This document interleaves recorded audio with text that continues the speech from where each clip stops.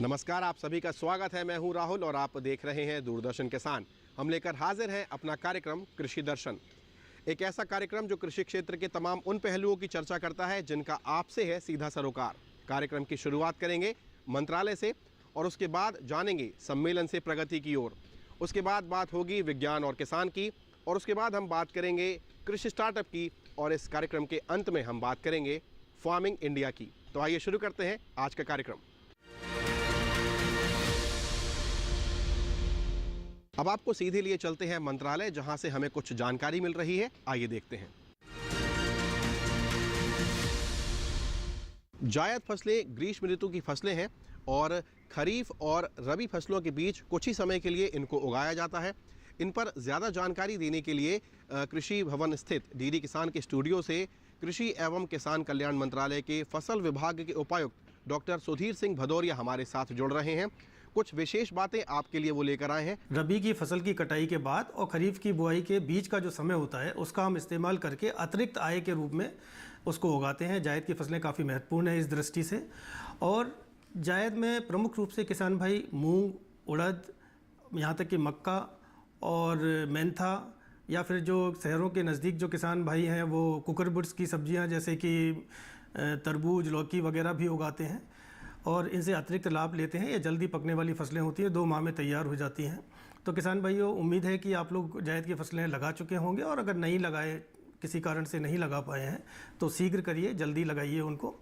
और चूँकि देख रहे हैं किसान भाइयों, इस बार गर्मी काफ़ी तेज़ पड़ रही है और पूर्वानुमान भी यह है कि गर्मी इस बार ज़्यादा पड़ेगा।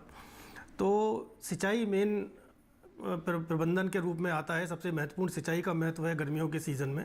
तो सिंचाई किसान भाई बहुत ध्यान रखें और क्रांतिक अवस्थाओं का विशेष रूप से ध्यान रखें। फसल की जो भी क्रांतिक अवस्था है उसमें सिंचाई लगाएं।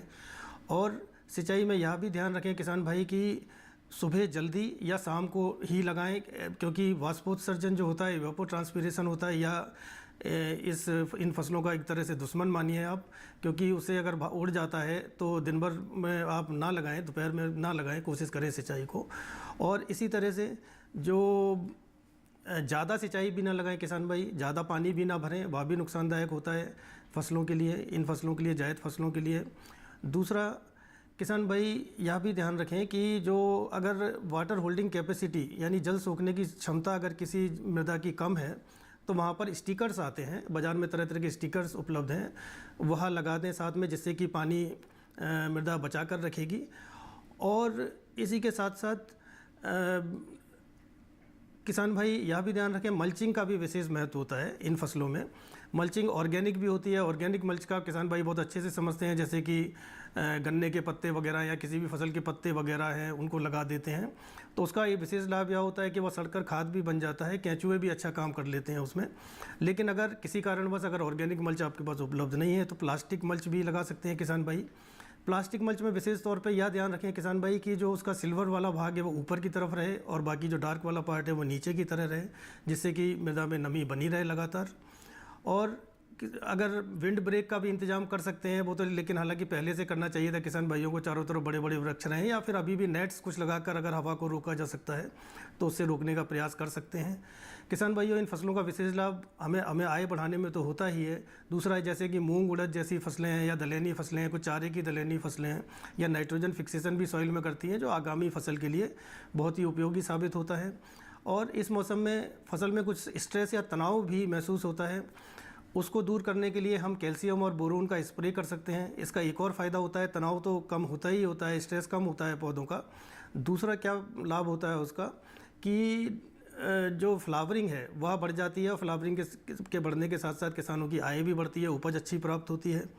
इसी के साथ साथ यह भी ध्यान रखें किसान भाई कि प्रूनिंग जो कटाई छटाई है इस मौसम में करने का कम से कम प्रयास करें, ना करें, क्योंकि उससे क्या होता है, जो नई पत्तियां या तब जो भाग है वह सन के एक्सपोजर में आ जाता है और वह जल्दी सनबर्न हो जाता है, जिससे कि नुकसान होता है। इसके साथ साथ वीडिंग, जो खरपतवार नियंत्रण है, वह किसान भाई जरूर करें, क्योंकि खरपतवार आपके पानी के लिए भी कम्पीट करते हैं और फसल को पानी कम मिल पाता है। तो खरपतवार नियंत्रण, नींदा उन्मूलन जरूर करें इस मौसम में। और न्यूट्रिएंट का भी विशेष ध्यान रखें। न्यूट्रिएंट्स भी जो है, खाद उर्वरक भी विशेष तौर पे किसान भाई ज़रूर दें, क्योंकि उसके कारण भी सेटबैक नहीं होना चाहिए। और दूसरा यह ज़रूर ध्यान रखें खाद उर्वरक देते समय कि पानी ज़रूर हो, नमी का ज़रूर महत्व बनाए रखें, नमी में ज़रूर करें। और कुछ जो ज़्यादा महंगी वाली या हाई वैल्यू क्रॉप्स हैं उसमें किसान भाई सीड नेट्स का भी उपयोग कर सकते हैं। सीड नेट्स लेकिन ज़्यादा, क्योंकि वो कॉस्टली पड़ता है, तो ज़्यादा जो कॉमर्शियल क्रॉप्स हैं उसमें लगाने का प्रयास करें। मुझे आशा ही नहीं, अभी तो पूर्ण विश्वास है किसान भाई वो इन सब चीज़ों का ध्यान रखेंगे और जायद की फसल से एक अतिरिक्त आय के रूप में लाभ उपार्जन करेंगे। धन्यवाद।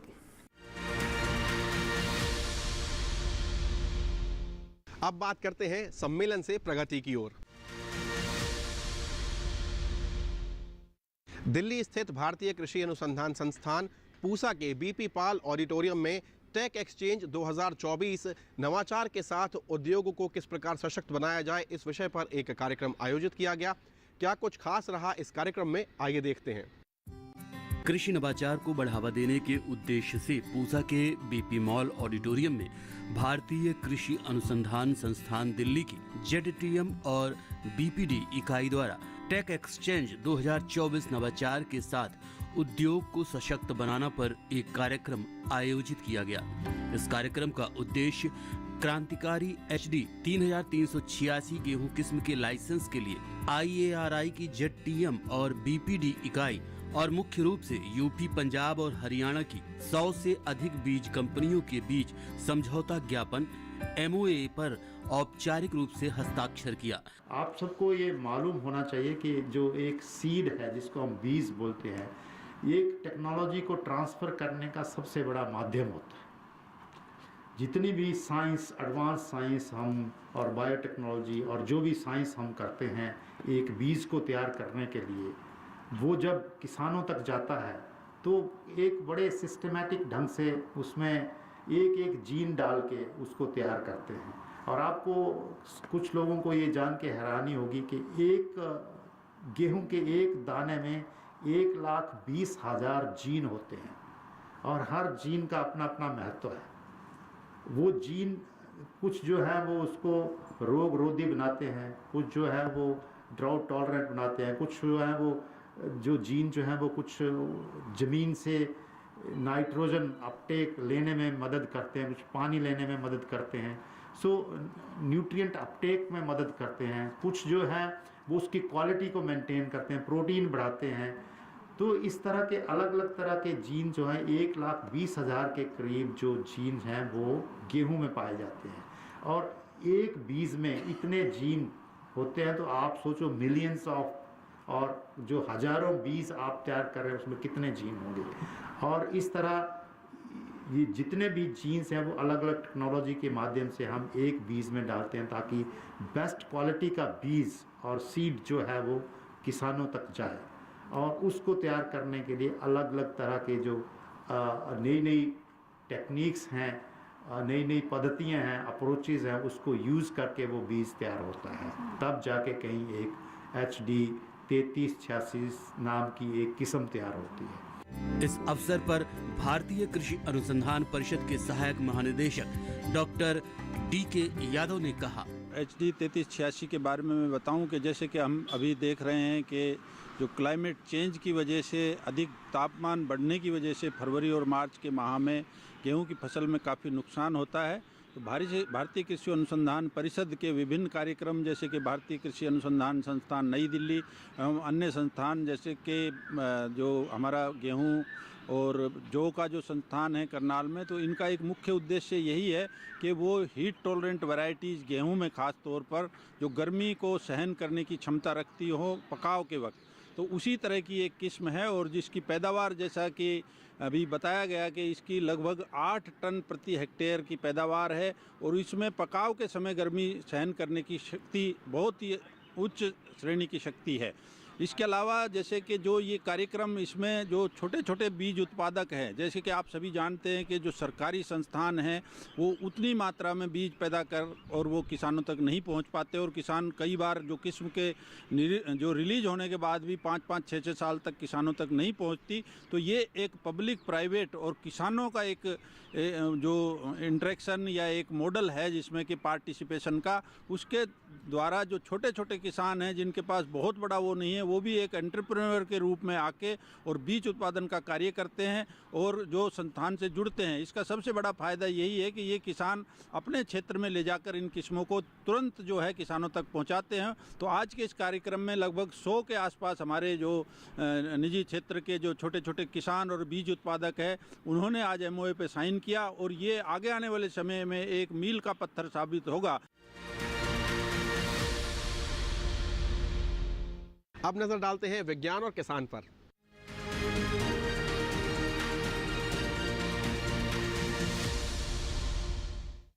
विज्ञान और किसान में आज हम बात करने जा रहे हैं बतख पालन की।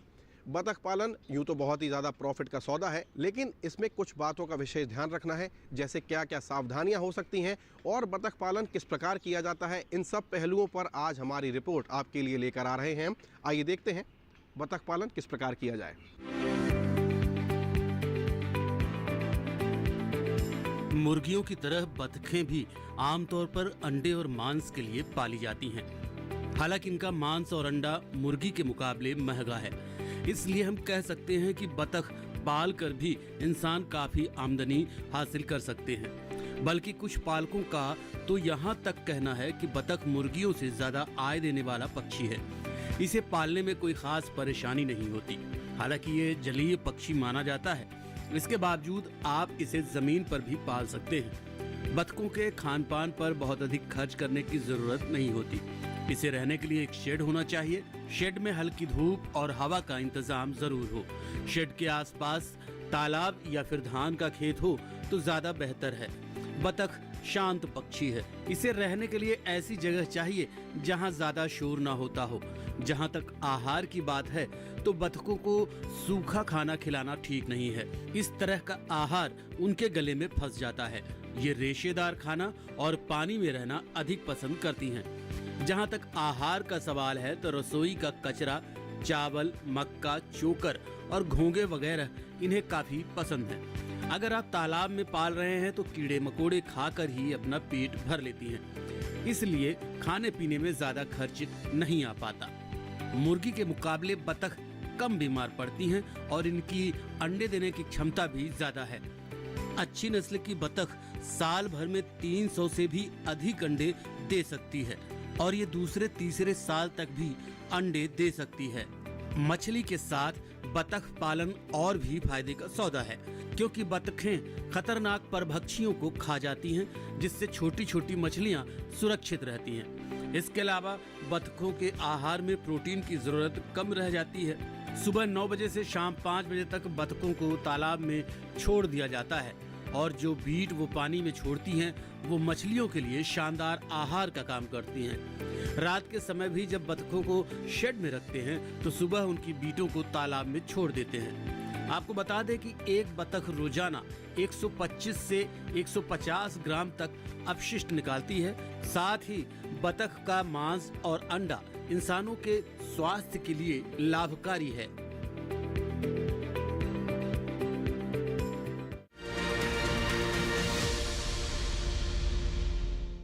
अब समय हुआ है एक छोटे से ब्रेक का। ब्रेक के उस पार जानेंगे कृषि स्टार्टअप में क्या है खास। देखते रहिए दूरदर्शन किसान।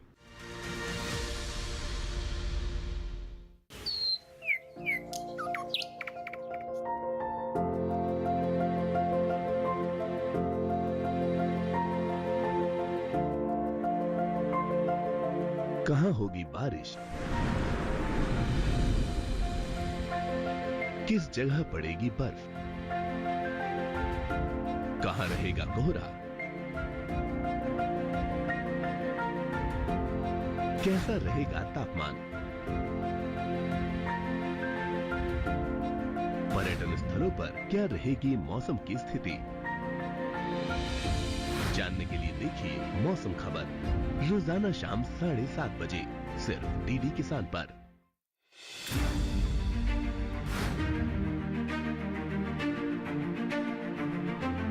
फसलों के भाव से लेकर उनकी आवक तक, पैदावार से लेकर बुआई के क्षेत्रफल तक, आयात से लेकर निर्यात तक,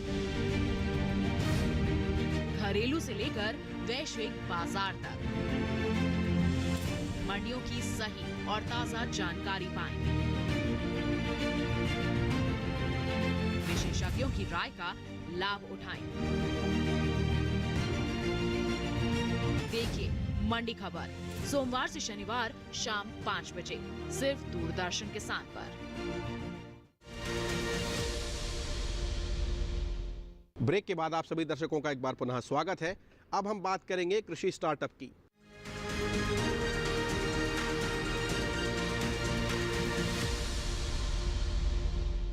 विकसित भारत की जब हम बात करते हैं तो महिलाओं का योगदान भी उसमें कुछ कम नहीं है और कृषि स्टार्टअप में किस प्रकार से महिलाएं अपनी सहभागिता बढ़ा रही हैं, इस पर हम चर्चा करेंगे। साथ ही साथ आप यदि महिला उद्यमी बनना चाहती हैं तो इसमें आपके क्या रोल हो सकते हैं, क्या आयाम हो सकते हैं और किन पहलुओं पर आपको विचार करना है ताकि आप भी एक सफल उद्यमिता अपना खोल सकें। आइए देखते हैं महिलाओं पर आधारित हमारी रिपोर्ट।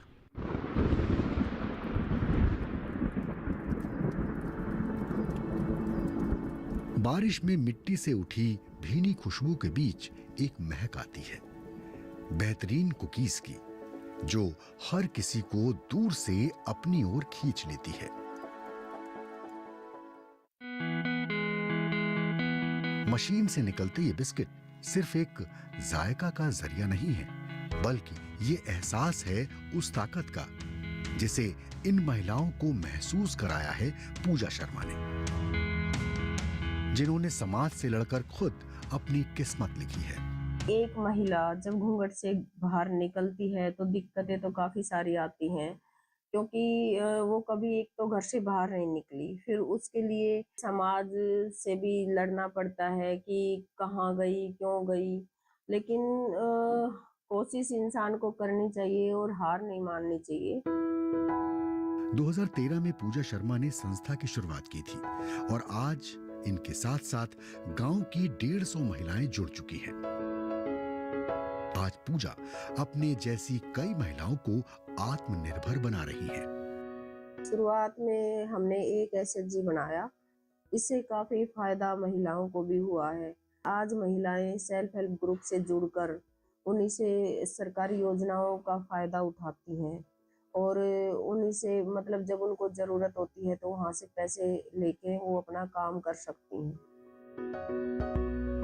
पूजा शर्मा को उनके इस काम के लिए नारी शक्ति सम्मान से सम्मानित किया जा चुका है, क्योंकि जो हाथ कभी चूल्हे पर रोटियां सेकते थे, आज वो कई हाथों को काम दे रहे हैं। जैसे हमारे मोदी जी का सपना था कि 2022 तक हम महिला मतलब किसानों की आय डबल करेंगे, तो इसी पे मैंने काम किया। जो किसान भाई खेतों में उगाते हैं या महिला किसान उगाती हैं, तो उनको वो मूल्य वैल्यू एडिशन करके मार्केट में देंगे, तो मेरा मानना है कि हम डबल की बजाय 4 गुना भी आय कमा सकते हैं। तो इसी एक महिला सशक्तिकरण को देखते हुए और देसी प्रोडक्ट को बढ़ावा देने के लिए मेरे को केंद्र सरकार ने नारी शक्ति सम्मान से सम्मानित किया है। पूजा शर्मा की इस कोशिश को गांव की महिलाएं सलाम करती हैं और साथ ही हम भी पूजा जी के इस जज्बे को सलाम करते हैं और आशा करते हैं कि इसी तरह ये दिन दोगुनी और रात चौगुनी तरक्की करें।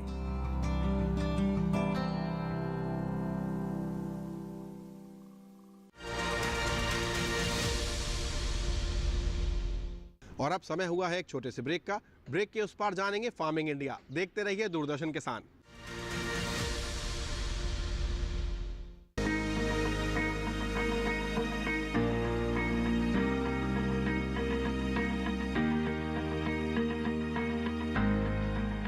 घर के बगिया में छिपा है सेहत का खजाना। टेरेस गार्डनिंग से बनेगा घर ब्यूटीफुल और हेल्दी।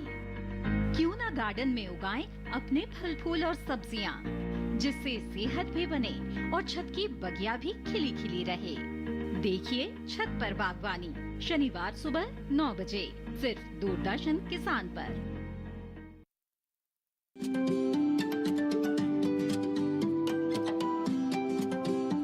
बात अच्छी सेहत की हो, किसी तरीके की लापरवाही नहीं करो, किसी तरीके का समझौता ना करो। ना बरतें लापरवाही, लक्षणों को पहचानें और लें डॉक्टर की सलाह। चाहे बीमारी दिल की हो, दांतों की हो या दिमाग की हो, खुद से इलाज ना करें, खुद से कोई भी दवाई ना खाएं, डॉक्टर के पास जाएं, अपनी जांच कराएं और अपना पूरा इलाज करवाएं और अपना ख्याल रखें। कार्यक्रम जो देगा सलाह भी, मार्गदर्शन भी।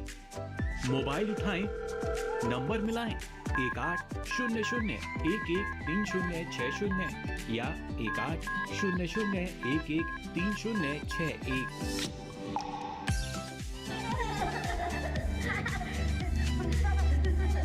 आपके अपने फोन इन कार्यक्रम स्वस्थ किसान में हर शनिवार शाम 6 से 7 बजे सिर्फ डीडी किसान पर।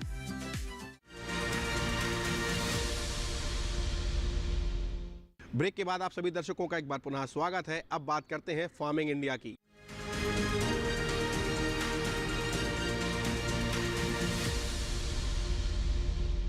कृषि सखी एक बहुत ही महत्वपूर्ण सेक्टर है जहां पर महिलाओं को एक प्रकार से सशक्त बनाया जा रहा है और उनका भी योगदान कृषि क्षेत्र में बढ़ रहा है। आइए देखते हैं कृषि सखी पर आधारित हमारी रिपोर्ट।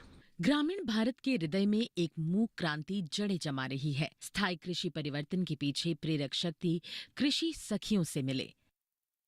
ये पहल कृषि और किसान कल्याण मंत्रालय और ग्रामीण विकास मंत्रालय के संयुक्त नेतृत्व में 70,000 कृषि सखियों को प्राकृतिक खेती पर प्रशिक्षित करने और कार्यान्वयन के लिए उन्हें मैनेज हैदराबाद द्वारा पैरा विस्तार कार्यकर्ता के रूप में प्रमाणित करने के लिए है। ये कृषि के भविष्य को आकार देने वाले परिवर्तन और सशक्तिकरण की कहानी है। कृषि सखी SRLM द्वारा पहचाने गए गांव की महिला है।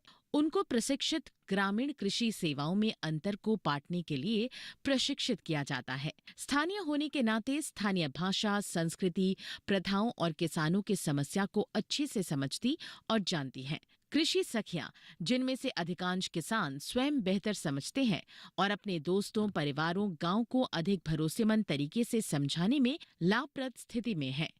कृषि सखियां सिर्फ कृषि मार्गदर्शक नहीं हैं, वे किसान हैं, किसानों के मित्र हैं, सामुदायिक संसाधन हैं और जागरूकता पैदा करने वाले हैं, जो प्रौद्योगिकी प्रसार के लिए अनुसंधान संस्थानों के नवाचार को जमीनी स्तर से जोड़ रही हैं। राज्य कृषि विश्वविद्यालय KVK SRLM में 5 दिवसीय गहन प्रशिक्षण कार्यक्रम में इन कृषि सखी को सफल प्राकृतिक खेती करने वाले किसान मास्टर प्रशिक्षकों द्वारा प्रशिक्षित किया जाता है। कृषि सखियों को जागरूकता पोस्टर, अध्ययन सामग्री और व्यवहारिक शिक्षण उपकरण प्राप्त होते हैं। कक्षा में सैद्धांतिक ज्ञान को क्षेत्र प्रदर्शनों और एक्सपोजर विजिट्स द्वारा पूरक किया जाता है। पूरा होने पर कृषि सखियों का उनके ज्ञान और कौशल के लिए मूल्यांकन किया जाता है और उन्हें पैरा विस्तार कार्यकर्ता के रूप में प्रमाणित किया जाता है। ये प्रमाणीकरण उस ज्ञान का प्रमाण है जो अन्य किसानों को प्रदान किया जा सकता है। प्रमाणित कृषि सखियां किसानों की जागरूकता और क्षमता निर्माण के लिए पैरा विस्तार कार्यकर्ता, सामुदायिक संसाधन बन जाती हैं और किसानों, KVK कृषि और संबंध विभागों के बीच एक कड़ी के रूप में कार्य करती हैं। कृषि पारिस्थितिकी, प्राकृतिक संसाधन प्रबंधन, फसल विविधता, स्वास्थ्य और पोषण सुरक्षा पर ज्ञान से सुसज्जित वे अपने गांव में टिकाऊ खेती की रीढ़ बन जाती हैं। कृषि सखियां NMNF जैव संसाधन केंद्र, PMFBY और कई अन्य योजनाओं को लागू करने में महत्वपूर्ण भूमिका निभाती हैं और किसानों को इन पहलों के लाभों तक पहुंचने के लिए मार्गदर्शन करती हैं। परिवर्तन के क्षेत्र में कृषि सखियां प्रगति के बीज हैं, जो टिकाऊ कृषि के भविष्य का पोषण करती हैं। ग्रामीण भारत को नया आकार देने वाली इन असाधारण महिलाओं का जश्न मनाने में हमारे साथ शामिल हों।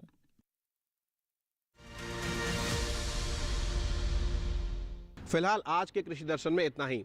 आपके पत्रों का, आपके सुझावों का और आपकी प्रतिक्रियाओं का हमें बेसब्री से इंतजार रहेगा। आप चाहें तो हमें पत्र लिख सकते हैं। हमारा पता है कृषि दर्शन, कमरा नंबर 58, CPC दूरदर्शन, खेलगांव, नई दिल्ली 110049। इसके अलावा आप हमें ईमेल भी भेज सकते हैं। हमारा ईमेल ID है krishidarshan@gmail.com। इसके अलावा आप यदि चाहें तो हमारे कार्यक्रम YouTube चैनल पर भी देख सकते हैं। फिलहाल आपके स्क्रीन पर एक QR कोड नज़र आ रहा है, इसे आप सरलता से स्कैन करें और हमारे आज के इस कार्यक्रम को आप DD किसान के YouTube चैनल पर भी देख पाएंगे। तो फिलहाल आज के कृषि दर्शन में इतना ही। मुझे और मेरी पूरी टीम को दीजिए इजाज़त। नमस्कार।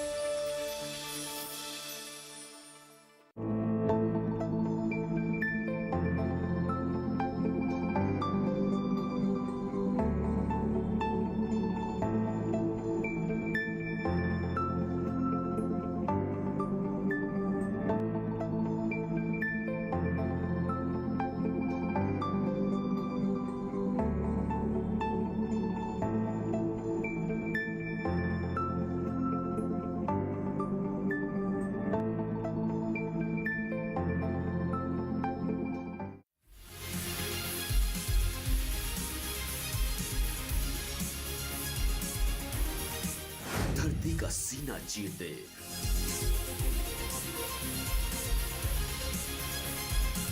दूध की नदियां बहा दे, अन्न उगा दे, बिना थके, बिना रुके। सर्दी गर्मी बरसात की परवाह किए बिना जो अडिग है, अटल है, वो किसान है। कामयाबी के आसमान पर पहुंचे धरती पुत्रों की दास्तान, सफल किसान। कार्यक्रम सफल किसान सोमवार से शुक्रवार रात 8 बजे सिर्फ दूरदर्शन किसान पर। श्रद्धा का मतलब है अपने गुरु पर श्रद्धा रखो, और सबूरी का मतलब है धैर्य रखो, सब्र करो। किसी भी काम के लिए जल्दी मत करो। तुम कौन हो? जिसे तुम ढूंढ रहे हो। साईं बाबा। हाँ? साईं बाबा और तुम? नहीं, तुम साईं बाबा नहीं हो सकते। देखिए साईं बाबा सोमवार से शनिवार शाम 6 बजे, पुनः प्रसारण प्रातः 9 बजे। सिर्फ डीडी नेशनल पर, देश का पहला चैनल, देश का अपना चैनल।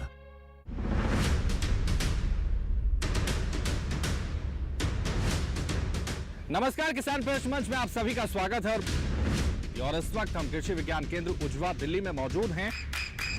गर्मियों के मौसम में दुधारू पशुओं की देखभाल से जुड़े हुए सवाल होंगे। इस टाइम में जो है चारे के लिए मक्का, ज्वार, बाजरा और लोबिया। फुट एंड माउथ डिजीज़ भी कुछ होते हैं, वो भी उसमें हो जाता है। एंथ्रेक्स है एक बीमारी, वो भी हो जाती है। तो पशु में इस तरह से कई बीमारियां होती हैं। देखिए किसान प्रश्न मंच सीजन 2 हर रविवार शाम 8:30 बजे सिर्फ दूरदर्शन किसान पर। You can watch Doordarshan's national channel on 197 number on Tata Play, 148 number on Airtel, 302 number on Sun, 175 number D2H, 040 number on Hathway, 138 number on Den, 193 number on Dish TV and 002 number on DD Free Dish। DD किसान ने कर ली है तैयारी। यहाँ मिलेगी पशुपालन की हर एक जानकारी, घर आंगन से लेकर व्यावसायिक फार्म तक, मुर्गी पालन से लेकर रेगिस्तान के जहाज तक। बीमारियों से पशुपालक बिल्कुल ना हो परेशान, विशेषज्ञ करेंगे आपकी समस्या का समाधान। देखिए अपना पशु चिकित्सक हर रविवार शाम 6:30 बजे दूरदर्शन किसान पर।